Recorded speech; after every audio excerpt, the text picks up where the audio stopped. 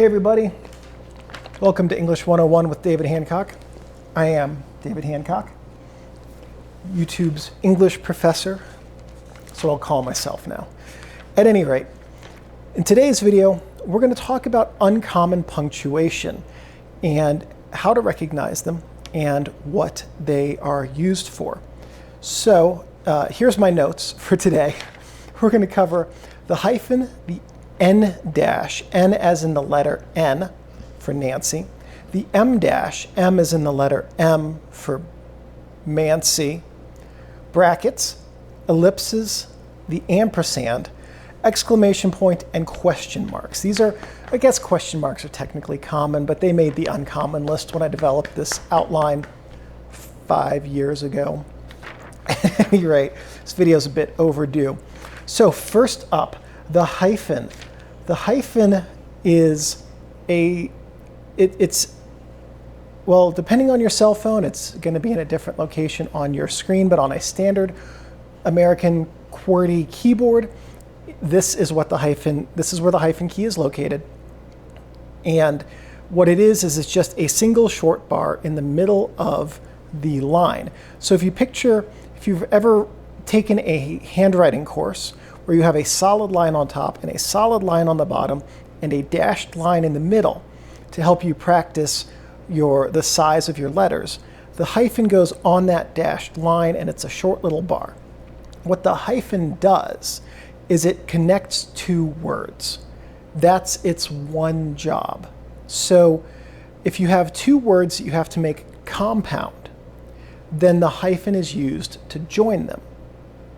So let's say, for instance, we've got a sentence here. It's Joe took an early morning hike. Early and morning are being used as a single concept in that sentence, but they are two words, early and morning. You cannot, in that sense, use a comma to separate them because they're different types of adjectives. It just grammatically wouldn't work. Because if you said, Joe took an early, morning hike, what you're saying is he took a morning hike early. What we're trying to say is he took a hike in the early morning. To say that he took a hike in the early morning, we need to hyphenate early and morning and make those a single word. So when you take two words and you connect them with a hyphen, you're combining those two words into a single word. Okay? Hi, pup. And that's the job of the hyphen. So there are people who call a hyphen a dash. It's not correct. They're different parts of punctuation. Another good use of the hyphen, or another accurate use of the hyphen, is that if you're typing out a phone number, 123-456-7890, right? Standard 10-digit phone number format, you use a hyphen between each group of numbers. If you have an ID number, whether it's on a driver's license or a social security number here in the US, often the different groupings of numbers are separated by hyphens. So those are accurate uses of the hyphen. They're not necessarily grammatical uses of the hyphen, but in writing out information, that's an accurate and correct use. You are such an attention hound. That's it. That's what breed you are. Your breed is attention hound. Yes, it is. Okay. The next, bless you. The next punctuation we're going to talk about is the N dash. Now, to create an N dash, what you need to do is just type space, hyphen, hyphen, space. And this is in Microsoft Word. And most other word processors, I think, do the same thing, but I only use Word. So if you type space, hyphen, hyphen, space, then Word will combine those to make an N dash. You may have heard that the N dash is called that because it's the same length as the typographical letter N. That's actually not correct. I don't know where the name comes from, but whatever. People say that's true. It's not. So the N dash basically has the exact same meaning as the word through. So let's say you were going to set up a meeting time, and we're going to meet 8 a.m. through 10 a.m. you could just type 8:00 n-10:00 a.m. And that would be a fine way of doing it. If you're military time, that would be 800 through 1000. So that's the n dash. That's its use. Now, when I was in my graduate program for writing, we would also use the n dash to indicate a pause or a break in the sentence. Technically, that's the job of the m dash. However, I do tend to like the look of the n dash a little bit more than the m dash. But if you want to do it correctly, the m dash will do everything else that we're about to talk about, and the n dash is not interchangeable with it. The m dash, typographically, is 3 hyphens. Now, the way that it's presented in text, according to the Chicago Manual of Style, is that you have words. At the end of whatever word you're going to put the m dash in, the m dash touches it, and then the next word starts, and they both touch the m dash. There is no space between them. With the n dash, there generally are spaces between them. The m dash is made in a similar way to the n dash. Type, word ends, hyphen, word begins, space. When you hit that space after the word that starts after those 3 hyphens, Word will take those 3 hyphens and smash them into an M dash for you, okay? The M dash has a bunch of different purposes. It separates speech. So an example of that would be if you have a sentence and you want to have a part of that sentence that gets called out separately and you want to isolate it, you can do that with commas, you can do that with parentheses, and you can do that with M dashes. There are differences grammatically between the 3. Parentheses serve to remove that content from the sentence or take something that is not part of that same thought and insert it. What I mean by that is you could be talking about a scientific finding and then the parentheses could contain the reference, or they could contain a commentary about the study that you don't agree with or that you do agree with, whatever it is. When you have something inside parentheses, it's not part of the grammar or the thought rather of the sentence. With commas, when you use commas in the place of parentheses, you do what's called a comma parenthetical notation. That's the technical term for it. And basically, you're taking an idea, inserting it with commas, and now it becomes grammatically part of the sentence. But it's because the comma is a smaller piece of punctuation, it's more closely linked to it. When you use an M dash, there is a large space between the words at each end of your sentence structures, and that creates a space. So the M dash has a similar function, but it creates sort of a standoff, a grammatical standoff between the primary sentence and this thought that you're inserting. And each of those has different purposes. If you're writing fiction, then you can use them differently to show different connections between the content of the sentences. If you're writing papers, generally, then what you want to do is focus on whether or not the subject within the parentheses, commas, or M dash is closely or not closely connected to the context of the overall sentence. Actually, I take that back. That's the only use of the M dash. So those are the first 3. The next one we're going to look at are brackets. Okay, brackets. Brackets are like parentheses, but square, and they have a use in English grammar. They're second-tier parentheses. So if you have a sentence, rather like this one, where you're using parentheses to clarify what you're saying, brackets then are a second tier of parentheses. So if you have a sentence, rather like this one, sometimes you need more clarification, brackets, parentheses, to demonstrate a concept. or that demonstrates a concept. Read the overlay. I'm coming up with these off the top of my head. The overlay will have a better, more refined sentence for you to read that shows you the actual concept here. Basically, if you have parentheses, that's your first level of taking a concept and inserting it into a sentence. If that concept within the parentheses needs its own set of parentheses, you don't use a second set of parentheses, you then use brackets. And you use brackets because if you have two sets of parentheses, it's impossible to read the sentence easily and figure out which set of parentheses is closing where. So the brackets help clarify that a little bit. That's their job in English. The next one we're going to talk about is the ellipsis.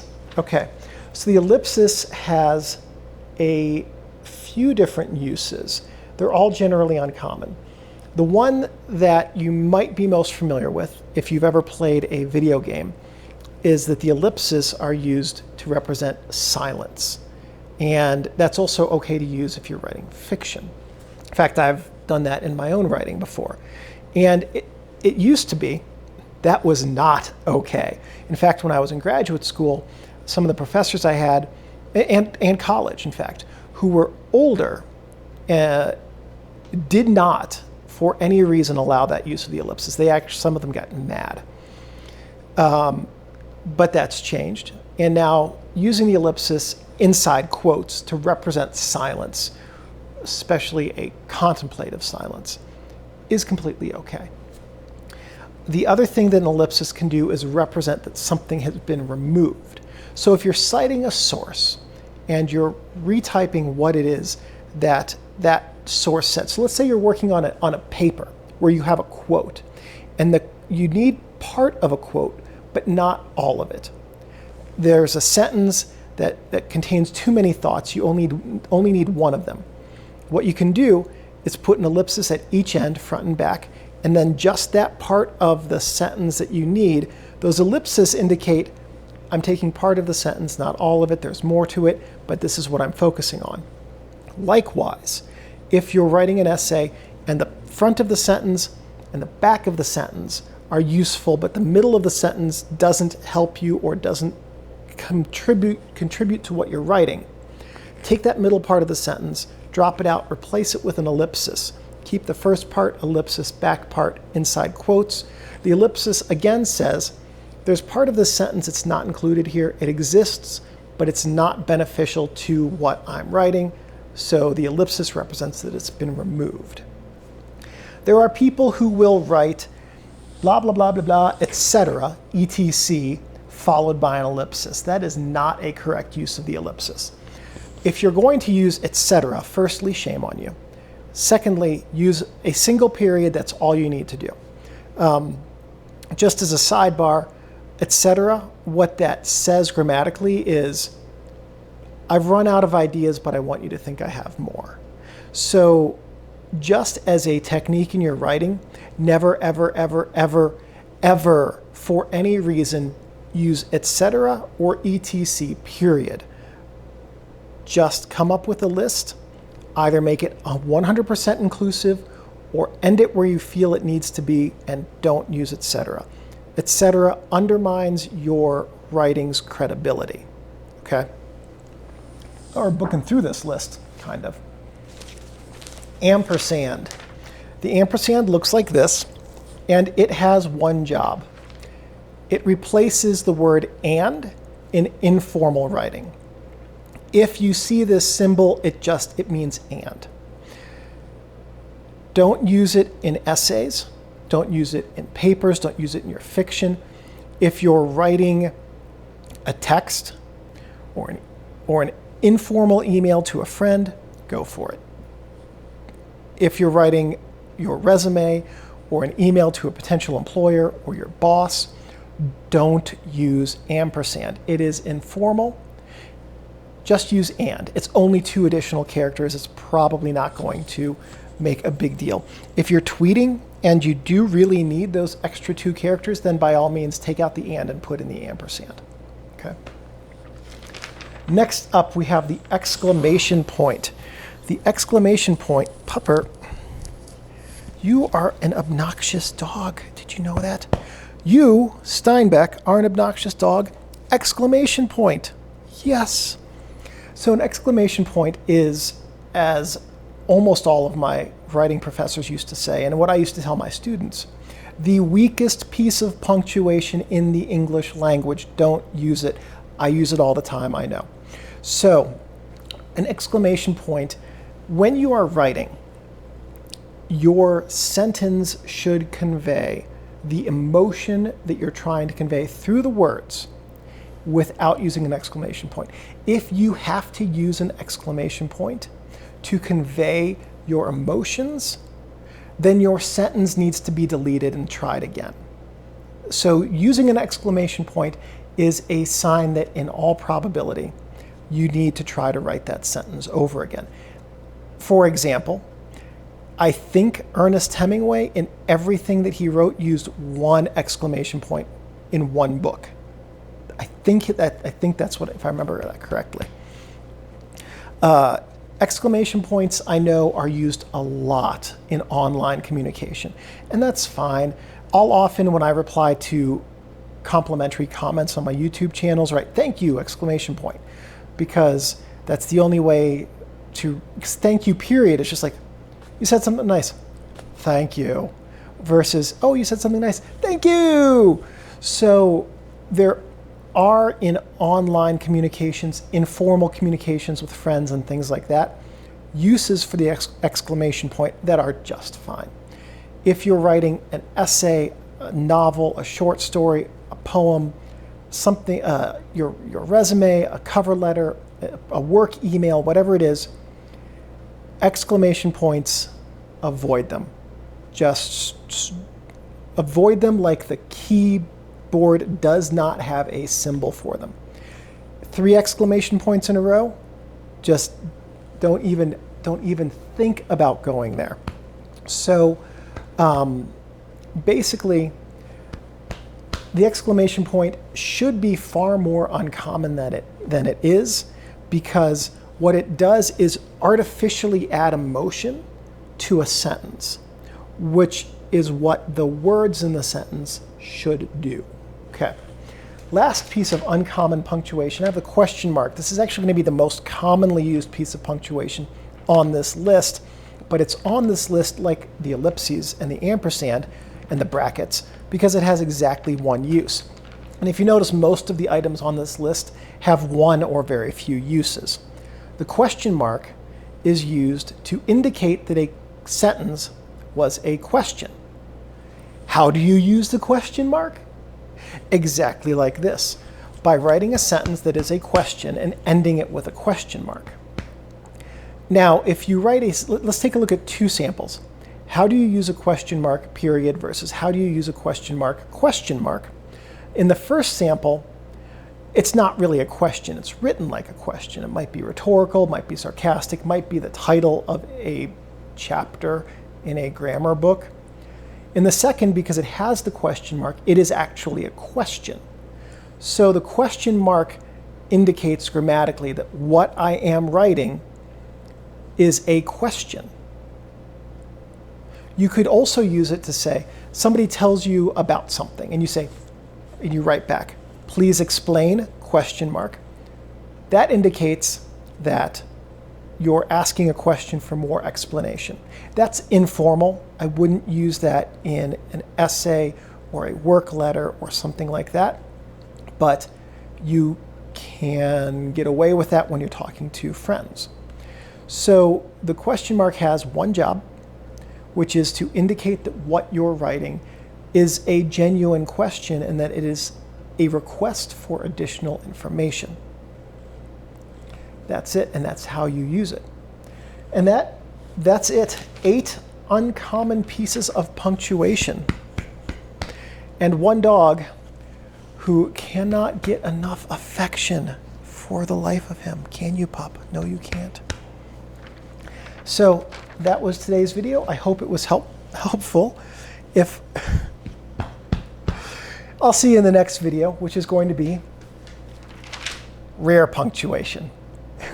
Thank you for watching this video. Please give me a thumbs up. That lets me know that I'm on the right track producing content which is useful and helpful to you. If you have any questions or comments, please leave those in the comments section below. I'm pretty good about checking these every couple of days and answering questions. If you have any suggestions or ideas for future videos, and if I have the technical know-how and equipment, I'm more than happy to make those. One last thing. Thank you everyone for watching, and I'll see you in the next video. I gotta get up, Steinbeck. I have to turn off the camera.